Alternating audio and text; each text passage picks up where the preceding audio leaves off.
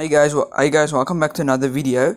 Today I'll be taking out the graphics card out of this computer, which is extremely simple, but I'm going to tell you the reason why. Because as you can see, there's only 3 PCIe slots. There's a graphics processing unit.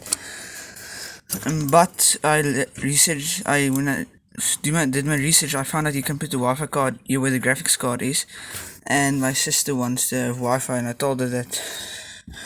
We told them that I need to take out the graphics card, so yes, that's exactly what I'm going to do now.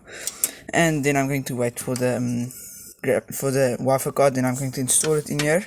So yeah, okay, so I'm going to screw out the screw.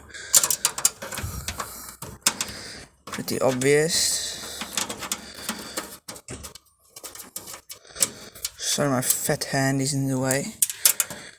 And by the way, that's the other CPU, that's 1.86 GHz one, also called to Duo.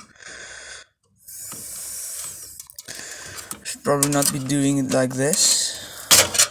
There we go. And that's your graphics card. It's a MSI, I'm not sure what card it is.